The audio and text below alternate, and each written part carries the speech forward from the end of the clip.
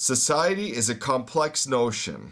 It's how we organize our communities, how we share opportunities and threats, and how we define who we are. It's a reflection of our values. In Asia, the societies are more communal, more collaborative, and cooperative than other parts of the world. There are thousands of years of trade and cultural links to build upon. This is why ASEAN, the Association of Southeast Asian Nations, and the AEC, the Asian Economic Community, make sense.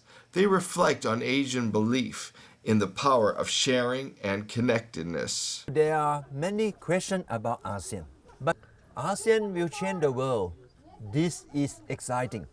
ASEAN is a collection of 10 member states in Southeast Asia. It's the Association of Southeast Asian Nations, beginning with Brunei, Cambodia, Myanmar, Laos, Malaysia, Thailand, Vietnam, Singapore, Indonesia, the Philippines, plus 3. The 3 countries are important countries to us, next to us, adjacent to us, in the East, China, Japan, Korea. And we have formed this since 1997, when the Asian financial crisis came to Southeast Asia first, to Thailand actually, and then it spread out into the Southeast Asian and East Asian landscape.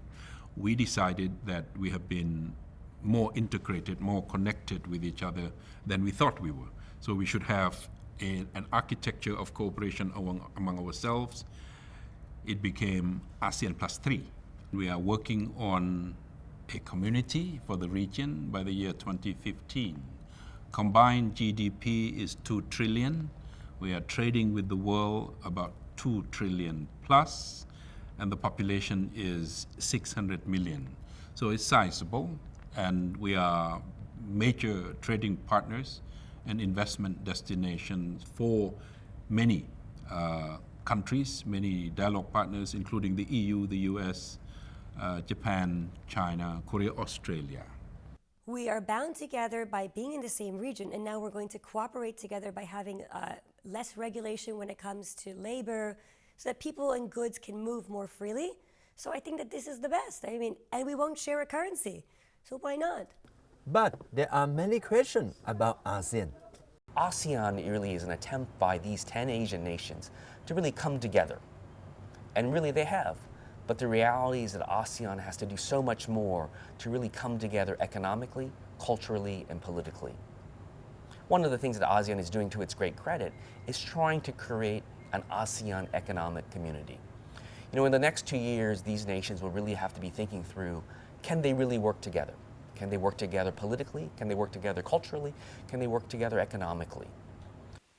The strength of ASEAN in the past is that they were united in economic objectives of prosperity. The weakness of the ASEAN group is precisely that they are so diverse. You have small countries, you have bigger countries. You have countries which have very low incomes. You have countries which are middle to high, and even high incomes like a Singapore. You have countries which are aligned very much with what I call Western beliefs and cultures and values. And you have others who I would call much more regional, and some would say even much more sympathetic to the Chinese views of the region and the world. So you have this tremendous diversity. Now, because of this diversity, ASEAN has also tried to be what I would call relatively neutral. They've never tried to force anyone to take a position. For this past decades, for example, they've been unwilling to put a lot of pressure on Myanmar in an overt fashion. They would talk to them under the table or behind the scenes, but they would not want to come out with a big declaration saying, Myanmar, you've got to open up, you've got to reform. So they've been very careful in terms of the neutrality. Now that principle of neutrality, of impartiality, also means that ASEAN has a very difficult time dealing with contentious issues where there isn't a general uniform agreement. And many of these, what I call politically tinged or economically politically tinged issues, it's going to be very hard to get a unanimous view. So I think ASEAN does have this problem in being able to take a strong position on some of the more contentious issues. And many of these involve the role of China in the region. And that's why I think this kind of interplay is going to be stalemated for a while. Korea has, of course, these set of free trade agreements with the United States, with the EU, and of course ASEAN, which is the major association of economies in this area. That doesn't only help other industries, but also the tourism, MICE industry in particular also. Not so much because of restrictions that were there before that have been taken away or so, but because tourism in itself, as the economy kind of develops, becomes a more important sector for people. As people have more wealth and have more money to spend and time to spend, they tend to do more tourism, and that's definitely true in all of the Asian countries. Our leaders need to work together. I think ASEAN as a region really has extraordinary economic potential, both for themselves and for all the nations that would like to partner with them. From the United States perspective, we really think about this realistically.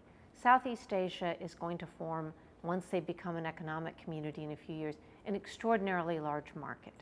They are going to have citizens who are increasingly able and ready as they grow economically, it's a fast-growing region economically, to purchase American goods and American services, to travel to America. I think they welcome what I would call a stronger or more enhanced U.S. presence. It gives them a comfort blanket. It creates a balance. It allows potential for more neutrality. And many would also say it's not that we don't think China's rising is good for the region, or that China rising means it shouldn't have some kind of a greater role in the region than it used to have. But that role should not be at the expense of our own interests. Our own interests are broader. So I think everyone would say we welcome a greater U.S. presence. Now, if you talk to the Chinese, many would say actually the same thing. They actually would welcome what I would call a balanced and enhanced U.S. role in Asia, because they realize that it provides a comfort blanket for others.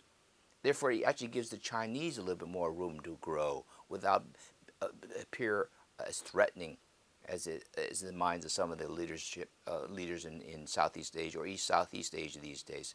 So I think a greater U.S. presence in a balanced role, recognition that that role must recognize that China is a rising power and therefore needs to figure out what that means, is something that everyone welcomes.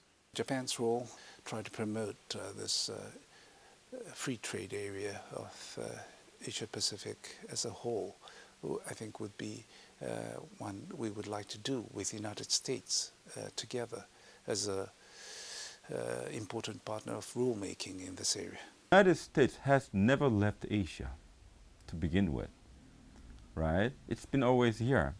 The fact that the United States has been paying much more attention on the Middle East does not make us say that United States left this country or this region for that matter.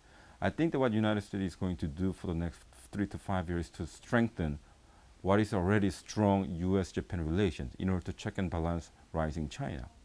On the other hand, the United States will be pretty much strengthening its relationship with South Korea as well. But here is the problem though, because China is the largest trading partner both to Japan and South Korea.